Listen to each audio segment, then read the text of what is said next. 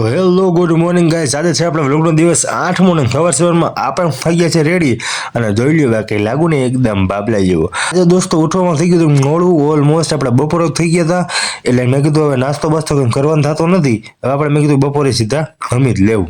અને આપણે જતા હતા જમવા તો આ બે કે મારે આવવું હોય તો મેં કીધું આવવું હોય તો કઈ હવે નાતો ન પડે. અને આપણે આવી ગયા હતા જમવા અને આ બધીના ખર્ચો મેં આપેલો છે, અંબાણી મેરે. અને આપણે બધે નમી લીધું હતું અને થઈ ગયા હતા ઘૂઘરા જેવા, પણ નમી લીધું હતા ગાડી તો ચાલુ જ નથી થતી. મને લાગે ગાડીને ખોટું લાગ્યું હોય છે કે ભાઈ તમે બધે એકલા એક નમી લીધું, મને તો કોઈ સલાહ જ ન કરી.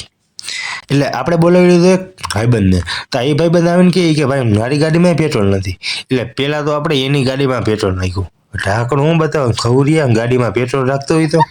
અને ભાઈ પછી તો ગાડીને ધક્કો માર્યો, ઈ બે આગળ ને અમે બે પાછળ.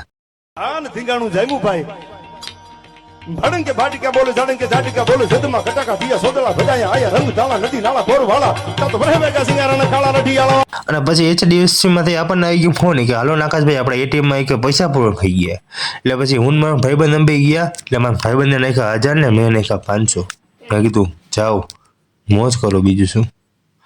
અને પછી ઓલમોસ્ટ પડી ગઈ હતી રાત અને આવડાની તો ગાડી બગડી ગઈ હતી, એટલે આપણે એને જતા હતા ઘરે મૂકવા.